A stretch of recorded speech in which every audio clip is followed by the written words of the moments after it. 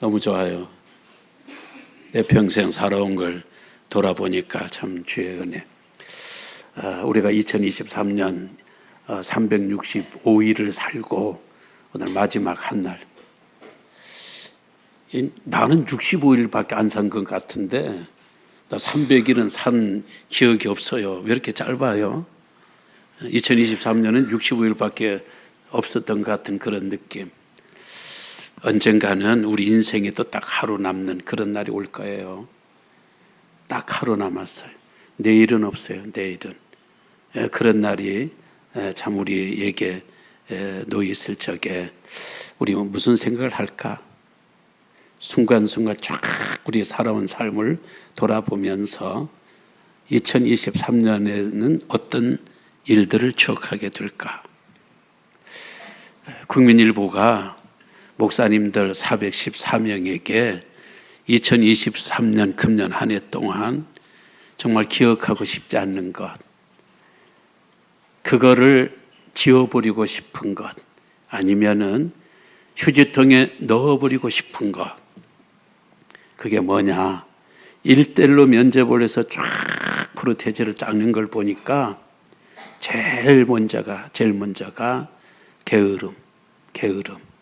하나님 앞에서 좀 더 열심히 할 수 있었는데, 더 열심히 기도할 수 있었는데, 더 열심히 목회할 수 있었는데, 내가 좀 태만한 것이 이거 지워버리고 싶다.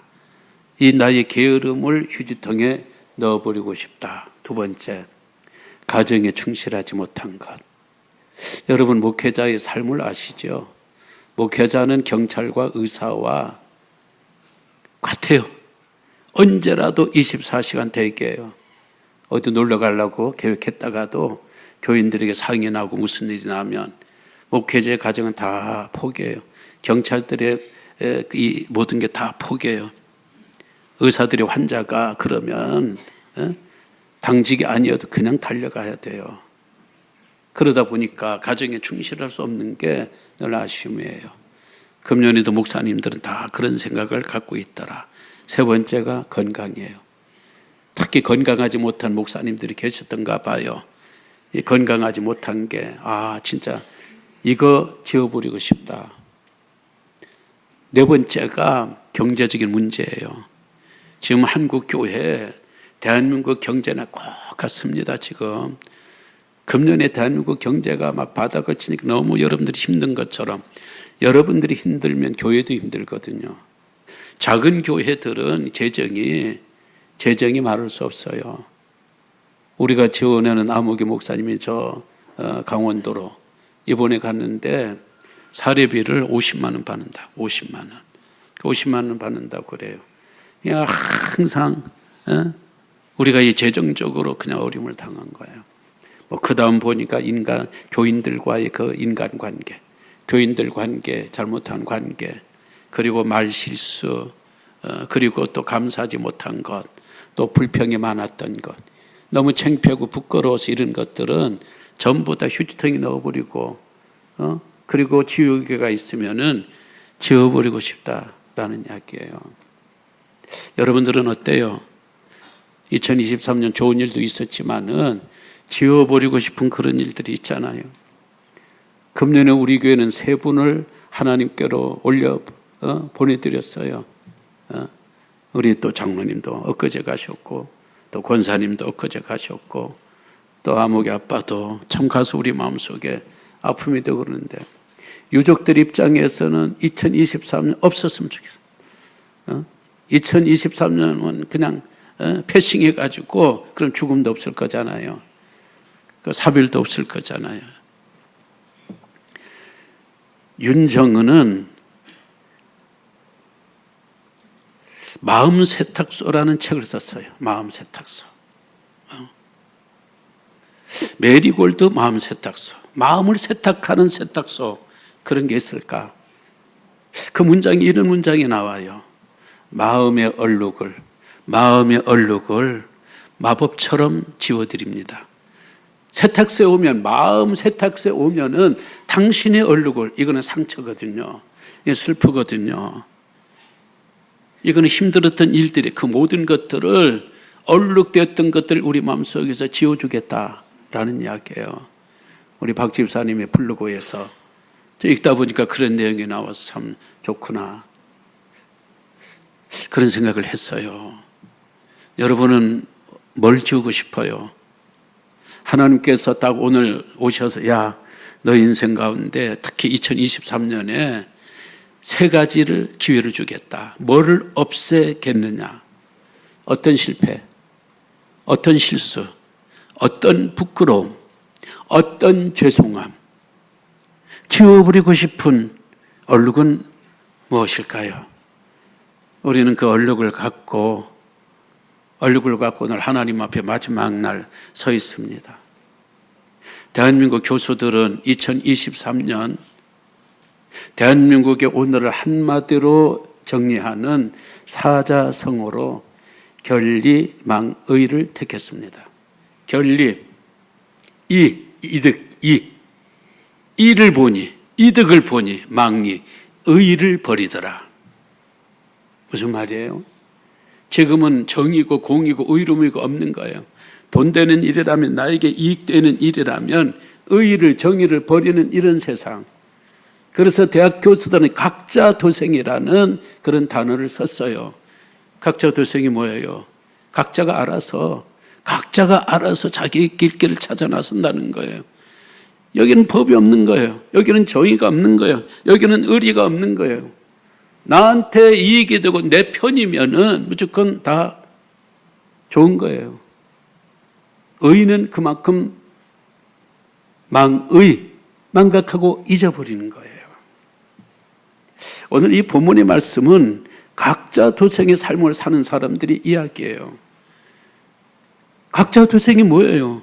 자기 멋대로 사는 거예요. 지 일은 지가 알아서 사는 거예요. 누구 도와줄 것도 없고 돈 받을 것도 없고, 내 일은 내가 알아서, 각자가 알아서 사는 것. 오늘 이 룻기는 사사기 시대에 일어난 이야기예요. 사사기 시대는 어떤 시대였는가? 바로 앞장 보세요. 사사기 21장 25절. 사사기 1장 22장 25절 시작. 그때에 이스라엘에 왕이 없으므로 사람이 각기 자기 소견에 옳은 대로 행했다. 이러면 안 되죠. 왕이 있어야죠. 왕이 있다는 것은 법이 있다는 이야기고, 왕이 있다는 것은 기준이 있다는 이야기고, 왕이 있다는 것은 규칙이 있다는 규칙. 그래야 국민들이 그 기준에, 그 규칙의 법칙에 따라서, 왕이 세워놓은 법에 따라서 하나가 되고 나라를 위하고 서로를 위하고 이렇게 살아야 되는데 왕이 없어요. 왕이 되니까 누가 왕이에요? 내가 왕이에요. 내가 왕이니까 왕은 뭐 하는 사람이에요? 통솔하는 사람, 명령하는 사람이에요. 기준이 되는 사람이에요. 근데 왕이 없으니까 누가 왕? 내가 왕인 거예요. 내가 기준이에요. 내 소견대로, 내 소견대로서 내 생각대로, 내 경험대로, 내 지식대로 내가 알아서 내가 일하고 내가 결정하고 내가 선택하고 내가 나를 통솔하고, 그러다 보니까 10이면 10, 100이면 100 각자 도생을 하다 보니까 자기 이익만을 위해서 살다 보니까 결리망의, 이를 보니까 의를 버리더라. 이런 세상이에요. 모세가 이런 삶을 걱정을 했어요. 그래서 광야 40년 다 마감하고 이스라엘 백성들을 가나안 땅에 집어넣으면서 신신당부, 신신부탁한 게 뭐예요? 여기서는 여러분의 소견대로 살았지만, 너희들 소견대로 살았지만, 거기 가서는, 가나안 땅에 가서는, 새 땅에 가서는 그리 살면 안 된다. 여기서는 네 소견대로 살았지만 가나안 땅에 들어가서는 그리 살면 안 된다 부탁을 했어요. 신명기 12장 8절. 그 말은 뭐예요? 네 소견대로가 아니고 하나님의 생각대로, 하나님의 율법대로, 하나님의 말씀대로, 하나님의 기준이 되고 하나님의 왕이 되고 하나님이 통치자가 되고 그 안에서 너희들 단결해서 살아야지. 각자 도생을 하게 되면은 너희들 그 나라 가서 크게 성공하지 못한다. 바로 그런 이야기를 하면서 절대로 자기 소견대로 살아서는 안 된다. 그런 거예요. 사사기 300년에서 350년 저들은 모세가 했던 말 완전히 잊어버렸어요. 여기에서 자기 소견대로 살아 오늘 이 모습을 보인 거예요. 바로 룻기는 이런 시대, 어떤 시대? 자기 소견대로 살던 시대에 그 중에 대표적인 인물을 내세운 거예요. 그 대표적인 인물이 1절이에요. 룻기 1장 1절. 사사들이 치리하던 때에 그 땅에 흉년이 드니라. 유다 베들레헴의 한 사람이 그의 아내와 두 아들을 데리고 모압 지방에 가서 거류하였는데, 그래요. 이게 자기 소견대로예요. 하나님께서는 모압 가지 말라고 그랬어요. 모압과 상종하지 말라. 모압 사람들 너희들이 크게 해를 대고 특히 너희들에게 영적으로, 육체적으로, 정신적으로 너희들에게 크게 해를 주고 앞으로도 해가 될 이 사람이니까, 이 모압이라는 사람이 태생부터가 안 좋잖아요. 딸이 아버지와 함께 해서 그 나온 자손이 바로 이 모압이잖아요. 암몬하고. 그러니까 시가 안 좋아요. 이 사람들하고 너희들이 있으면은 안 좋은 것, 너희들이 영향을 받게 되고 본받으니까 절대로 모압 가지 말라 그랬는데, 여기에 모압으로 간 사람이 있어요. 자기 소견이 그 옳다 하니까 자기 손으로 간 거예요. 어떤 사람이냐? 2절의 말씀 보니까 그 사람의 이름은 엘리멜렉이요. 유대인들은 이름을 굉장히 중요시 여겨요. 우리는 한글 이 이름들은요 뜻이 별로 없어요. 이름 자체가 그냥 좋으니까 뜻이 없어요. 그러나 히브리인들의 이 이름은 뜻이 있어요. 엘리멜렉. 엘리라는 게 뭐예요? 익숙한 느낌이 안 드나요? 엘리 라막 사박다니. 나의 하나님 나의. 엘리라는 말은 하나님이라는 하나님. 나의 하나님. 멜렉이라는 말은 왕이라는 뜻이에요. 그래서 성경을 읽다가 아비멜렉 이렇게 나오면은 왕의 신분이구나, 왕이구나, 그렇게 이야기를 하면 돼요. 두 개를 합치니까 그 뜻이 뭐예요? 하나님은 나의 왕. 하나님은 나의 왕. 하나님이 나의 통치자. 하나님이 나의 주인이에요. 그러니까 누구의 소견대로 살아야 돼요? 나는 나의 왕의 소견대로 가야 돼요. 왕의 소견대로, 왕의 말씀대로, 왕의 율법대로 가야 되는 거예요. 그러나 엘리멜렉은 왕이 율법대로, 왕의 소견대로 가지 않고요. 자기 소견대로 가버렸어요. 어디로? 가지 말라는 하필은 왜 모압으로 가요? 왜 모압으로 가요? 모압이 번영하니까. 모압에 가면 경제적인 문제를 해결할 수 있으니까 모압에 가면은 아메리칸 드림이, 모압 드림이 여기에서 성공할 수 있으니까 갔어요. 가게 된 동기가 뭐예요? 1절에 흉년이 든 거예요. 흉년. 먹고 사는 문제가 급한데 믿음이 무슨 기준이냐? 먹고 사는 문제가 힘든데 무슨 하나님이냐? 지금 굶게 생겼는데 우리 식구가 다 죽게 됐는데 믿음은 둘째, 하나님 둘째, 셋째. 일단 먹고 사는 거 해결하고 다시 믿음을 갖고 다시 우리 직분으로 돌아오든지. 어떻게 보면요, 요즘 우리 식으로 말하면 엘리멜렉은 장로님 정도가 아닌가 싶어요. 나오면은 나오미 권사님, 나권사님 정도가 아닌가 싶어요. 이런 권사님이 이 정도이니까 이런 권사님, 장로님들이 이 유력한, 그것도 어디 사람이에요? 베들레헴 사람이에요. 베들레헴은요, 미가 선지자가 오래전에 예언을 했어요. 너 유대 땅 베들레헴아, 유대 땅 베들레헴, 너희에게서 작은 고울이지만은 메시아가 온다는 게 메시아가 온다는 거예요. 메시아 언제 올는지 모르잖아. 이스라엘 백성들이 오직 메시아 대망 사성으로 살았으니 모압으로 갔을 적에 메시아가 오면 낭패잖아요. 여간한 사람이면 안 가요. 굶어 죽어도 안 가요. 믿음으로 꼭 지키면서 살아야 되는데, 메시아는 메시아고 나는 나다. 그러니까 가지 말라는 모압으로 간 거예요. 모압으로 가는데 하나님과 관계가 잘 되냐고요. 하나님께서 사랑하는 사람, 특히 하나님의 백성으로 세상으로 나가면 안 돼요. 다른 사람은 세상에 가서 그냥 살아도 돼요. 왜? 하나님 관계 없는 사람들이니까. 하나님의 백성들, 하나님의 자녀와 하나님의 딸들은 어떤 흉년과 어떤 기근과 어떤 어려운 일들이 혹여나 교회에서 시험 드는 일이 있더라도 교회 안에서 시험 들면서 견뎌야죠. 시험 든다고 그냥 떠나요. 교회 떠나요. 더 큰 시험, 더 큰 어려움에 봉착하게 되는 거예요. 빌 하이벨스는 자동차의 계기판이 있는 것처럼 우리 인생에도 세 개의 기관에 계기판이 있다고 그랬어요. 첫 번째, 육체적인 계기판. 우리가 육체적인 계기판이 있어서 이게 너무 과로하거나 너무 피로하거나 너무 일만 하면요, 어느 순간 팍 터져버려요. 신체적으로 터져버려요. 그냥 퍼져버려요. 야, 그 보고 하나님께서 엿새 동안 일하고 하루는 쉬고, 진짜 하나님 너무 우리를 잘 아시는 거예요. 너무 우리의 신체적인 기관, 이 리듬, 육체적인 리듬을, 생활 리듬을 너무 하나님 잘 아셔서 6일 동안 일하고 하루 쉬고, 이게 최선인 거예요.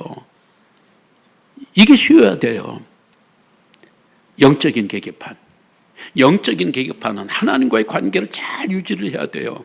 하나님하고 점점 멀어지면 계기판이 올라가고 나중에는 팡 터져버려요. 믿음이 파산이 돼버리면요, 더 나쁜 사람 돼요. 교회 다니다가 안 되게 되면 교회에 대해서 더 공격하게 되고 더 비판하게 되고 더 나쁜 사람이 돼요. 감성의 계기관. 우리 인간은 감정의 동물이에요. 우리에게는 이 감정 속에, 감성이라는 것 속에는 84,000개 요소가 있어요. 이게 인간이, 이게 보통의 존재가 아니에요. 우리 속에 84,000개의 악기, 건반이 있다고 생각해 봐요. 이 84,000개의 건반을 우리가 생각하고 거기에 과학이 나오고 예술이 나오고 종교가 나오고 심리학이 나오고 스포츠가 나오고 연애가 나오고, 왜? 84,000개의 감성이 우리들 속에 있으니까 각자 자기에게 맞는 어느 쪽으로 이게 나타나게 되면은, 동물에게는 전혀 없는, 동물들은 전혀 보일 수 없는 이런 것들이 우리에게 나오는 거예요. 근데 이게 우리들 가운데 스트레스 받고, 이게 우리들 속에 막 분노가 일어났고, 인간관계가 제대로 해결이 안 되면 꾹꾹꾹 참다가 뻥 터져버려요. 오늘 엘리멜렉이 그랬어요. 거기 가니까 양심적으로 괴롭죠. 왜? 내가 왜 여기 와 있나? 내가 베들레헴 사람인데, 이 베들레헴, 메시아가 대망하는 이곳에 내가 왜 여기에 와 있는가? 그리고 먹고 살려고 하다 보니까 모압에 가는 것도 죄인데 모압 여자들을 2명씩이라는 며느리로 드렸어요. 이건 있을 수 없는 일이거든요. 이 경건한 집안에서는 이게 그냥 설교하기 쉽게 제가 그 비유를 드는 겁니다. 장로 집안에서는, 이 장로 집안에서는 이런 2며느리를 드릴 수 없는 일이에요. 근데 여기서 성공하기 위해서 영적인 파탄이 나고 영적인 계기판이 파탄이 나버리니까 자기가 지금 이 어느 정도 믿음의 수준에 있는가, 지금 위기인가, 이 자체를 모르는 거예요. 그래서 터져버렸어요. 죽었잖아요. 자기만 죽은 게 아니에요. 2 아들도 다 죽었어요. 상당히 이거 여러분들 위협하고 여러분들에 대해서 굉장히 어떤 공포심을 조장하는 설교 같지만은 그런 거예요.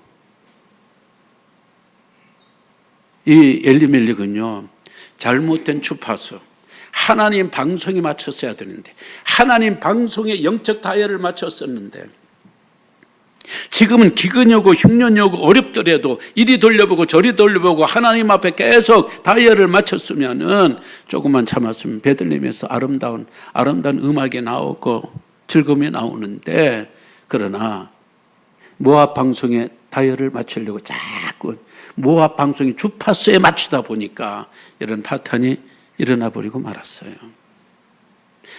엘리멜렉은 상황이라는 주파수에 맞춘 사람이에요. 상황 속에서 자꾸 다이얼을 돌린 사람이에요. 나오미는 어떤 사람이에요? 나오미 원래 이름은 희락의 뜻은 희락의 기쁨이에요. 누가 보더라도 저 권사님 너무 행복한 권사님이야. 누가 보더라도 저 권사님 저 복도 많아. 아들 둘 있지. 남편 교회 장로님이지. 아주 믿음이 좋지. 한순간에 남편이 가겠다는 거예요. 그러면 나오미가 어떻든지 자기 믿음을 지켜야 돼요. 이 남편을 붙들어야 돼요. 그런데 나오미는 남편이라는 주파수에 맞춰버리고 말았어요. 당신 알아서 하면 나도 갖고. 그리고 큰 며느리 모압 여자를 드린다고 하니까 아들들이 좋다고 그러니까 남편 주파수에 맞춘 여인이기 때문에 왜 이 나권사님이 이렇게 되어버리는지 몰라. 나오미 권사님이 왜 이렇게 되어버리는지 몰라. 알았어요. 거기 주파수에 맞췄어요. 그 방송이 망쳐버렸어요. 둘째 아들도 또 모압 며느리 얻었어요. 안 된다고.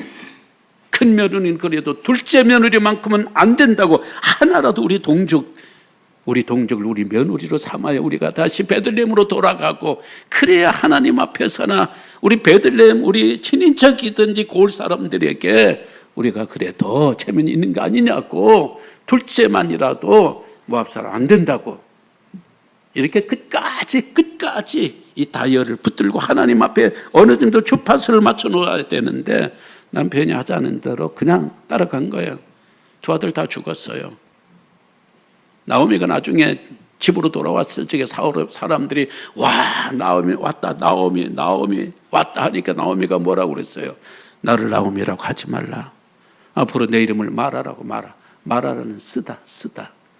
이 아름다웠던 방송, 나오미의 아름다웠던 음악이 나오는 방송에 주파수를 잘못 맞추니까 남편이라는 주파수, 모압이라는 주파수에 세상이라는 이 상황이라는 주파수에 맞춰버리니까 그때부터 지직 방송만 틀면 눈물이 나와. 방송만 틀면 원망이 나와. 방송만 틀면 죽은 두 아들들에 대한 애달픔이 나와. 그러니까 나오미 이 행복했던 이 기쁨과 희락이라는 그 이름이 무색해버린 거예요. 서디슨 인생이 되어버리고 만 거예요. 왜? 하나님에게 주파수를 맞춰야 되는데 계속 하나님에게 다이얼을 맞추면서 거기서 아름다운 하나님의 노래가 나오도록 해야 그게 나옴인데 그게 아닌 거예요. 그게 대학신문은 2001년부터 매년마다 대한민국의 상황을 사자성어로 정리를 했어요. 제일 먼저 2001년에 나온 게 오리무중이에요. 오리무중은 뭐예요? 뭐가 뭔지 모르겠다. 답이 없다는 거 아닙니까? 오합지졸, 이합집산, 계속 이런 거예요. 그리고 10년 전에는 당동벌이를 내서왔어요. 당동벌이가 뭐냐? 네 편, 내 편. 내 편이면 틀린 것도 오라. 내 편이면 틀려도 그게 오라. 남의 편이면은, 네 편이면은 오라도 그게 틀려. 네 편, 내 편으로 너무 갈라가지고 옳고 그름이 없는 거예요. 그러니까 가짜 뉴스가 이렇게 나오고, 그로부터 당동벌이가 나온 지 10년이 지났어요. 10년이 지난 지금 한국 사회가 달라졌어요? 아니에요. 네 편, 내 편은 더욱더 갈수록 견고해져 가요. 네 편, 내 편 뭐예요? 그들의 사상에, 그들의 이념에 주파수를 맞추는 거예요. 내 편에 주파수를 맞추는 거예요. 네 편, 내 편이고, 여당이고, 야당이고, 진보고, 보수고. 우리는 하나님에게 일단 맞춰야 되잖아요. 교인이라면, 크리스찬이라면 2023년에도 하나님에게 이 주파수를 맞춰야 되는데 교회에서만 하나님에게 주파수를 맞춰서 노래가 나와요. 나가면 전부 다 자기들이 원하는 사상, 자기들이 좋아하는 이념, 사람들, 당, 그런 쪽에만 주파수가 오는, 이게 그냥 완전히 지직. 대한민국 전체가 아름다운 하모니가 이루어지질 못하고 원망하고 공격하고 비난하고 욕하고 가짜 뉴스로 꽉 찬 이런 대한민국을 만들어버리고 만 거예요. 그런데 여기 소망이 있어요. 이런 시대에 자기 소견대로만 살면서 각자 도생하는 흙탕물과 쓰레기장 속에서 아름다운 한 꽃이 피어났어요.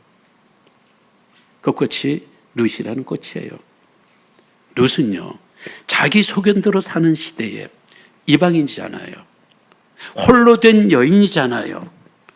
정말 아무것도 없는 인생에 망가지고 인생에 망쳐버린 이 사람들 만나 이 가정을 만나서 자기 인생에 완전히 망쳐버린 그런 삶이었는데요. 여기서 그녀는요, 이스라엘의 하나님을 알았어요. 시댁의 하나님을 알았어요. 하나님을 체험했어요. 그 안에서 진정한 희망을 보았어요. 그래서 남편이 죽고 시아버지가 죽고 시아버지가 죽고, 그런데도 그는 계속 하나님 쪽으로 주파수를 맞췄어요. 시어머니가 고향으로 돌아간다고 떨쳐내고, 야 너는 저 모압에서 살아라, 네 동서도 모압으로 돌아가는데 살아라. 어머니 아닙니다. 나는 끝까지 하나님을 버릴 수가 없습니다. 나는 이 하나님이라는 이 주파수, 하나님이라는 이 방송에서 내가 다이얼을 돌릴 수가 없습니다. 나는 무슨 일이 있더라도 하나님에 대한 이 다이얼을 포기할 수가 없습니다. 끝까지 하나님께 주파수를 맞춘 거예요. 주파수를 맞추니까 여러분 아시는 것처럼 하나님께서 이 여인을 얼마나 좀 귀하게 보셔요. 내 백성조차도 전부 다 자기 소견대로 사는데, 전부 다 자기 소견대로 사는데, 이방 여인, 특히 모압 여인, 그것도 혼자 된 여인, 아무것도 없는 이 형편없는 여인이 자기 소견대로 살지 않고 하나님의 소견대로, 하나님의 율법대로, 율법을 붙들고 율법에 자꾸 다이얼을 맞추니까 율법에 너무 아름다운 법칙이 율법 안에 있었어요. 그건 뭐냐면 계대결론이라는 거예요. 계대결론. 일가친척 중에 형제 중에 대신해서 남편 노릇을 해주고, 그러면 거기에서 아이가 출생하게 되고 집안을 이어갈 수 있는 이 법이 율법 안에 있는 거예요. 그리고 하나님께서는 보아스라는 가장 멋진 남자, 매력적인 남자, 믿음이 좋은 남자, 또 부자, 그 방송 붙들었더니 하나님이라는 주파수에 맞췄더니 거기서 이 보아스를 만나게 되고, 나중에 오벳의 그리고 다윗의 할머니가 되고 예수 그리스도의 조상 할머니가 된 거잖아요. 하나님 앞에 주파수를 맞췄더니 하나님이 딱 이렇게 아름다운 노래, 나중에 아기를 낳으니까 그 시어머니가 아기를 안고 막 노래하는 걸로 룻기는 끝나요. 룻기는 눈물로 시작해가지고 룻기는 웃음으로 끝나고, 룻기는 탄식으로 시작해가지고, 룻기는 아주 행복으로 나가고, 룻기는 죽음으로 시작해가지고 하나의 출생으로 한 집안이 일어나는 그런 걸로 끝을 내요. 얼마나 아름다운 복음 중에 복음인지 몰라요. 어떻게 했더니 자기 소신 버리고 자기 소견대로 살지 아니하고 누구의 소견대로? 하나님의 소견대로, 하나님의 말씀에 주파수를 맞췄더니 바로 그렇게 되더라라는 이야기예요. 음악방송에 맞추면 음악이 나와요. 교통방송에 맞추면 교통 정보가 나와요. 기독교 방송에 맞추면, 극동방송에 맞추면 거기에 찬양이 나오고 하나님의 말씀이 나옵니다. 오늘 우리 2023년 어디에 우리의 채널을 맞췄어요? 어디 계속 다이얼을 찾고 또 찾았어요? 어떤 방송을 들으려고, 어떤 소식을 들으려고, 뭐를 얻으려고 우리는 계속 다이얼을 바꿔왔던가요? 말씀을 맺습니다. 고대 왕국에 메가멤논이라는 왕이 있었어요. 왕비가 너무 아름다워요. 그런데 이 왕비가 다른 간부하고 짜서 제 남편을 죽여요. 공주 엘렉트라가 그걸 알아요. 3남매인데. 그래서 남동생은 뒷날을 대비해서 외국으로 빼돌려요. 여동생과 자기는 여기서 살면서 어머니에게 핍박받고, 어머니의 남자에게 핍박받고 힘들고 너무너무 고생하면서 살아요. 그때 그는 자기에게 다짐하는 이야기가 있어요. 흘러간 슬픔에 흘러간 슬픔에 새 눈물을 낭비하지 말자. 흘러간 슬픔의 새 눈물을 낭비하지 말자. 그런 이야기예요. 저는 이 이야기를 몇 번 했는지 몰라요. 난 너무 좋아요. 엘렉트라라는 이 희곡의 한 내용이에요. 지나간 슬픔에 새 눈물을 낭비하지 말자. 그래요. 2023년 울었으면 됐어요. 2023년 울었으면 됐어요. 2023년 일어난 그 아픔을 2024년에 거기까지 가서 울어서는 안 된다라는 이야기예요. 어떻게 안 울 수 있어요? 하나님에게 주파수를 자꾸 맞춰야 돼요. 하나님에게 주파수를 자꾸 맞추면 오늘의 눈물이 내년에도 눈물이 흘릴 거예요. 그러나 그 눈물은 기쁨의 눈물이고 감동의 눈물이고 감사의 눈물이고, 오늘 찬양 불렸던 것처럼 하나님의 은혜라, 하나님의 은혜라, 은혜에 대한 감격의 그런 눈물, 내년에 바로 그런 눈물을 많이 우리가 흘릴 수 있는 좋은 한 해가 되시기를 주의 이름으로 기원합니다. 한 해 동안 제 설교를 들어주신 여러분 고맙고 감사합니다. 새해 복 많이 받으세요. 감사합니다. 일어나셔서 찬양을 하겠습니다.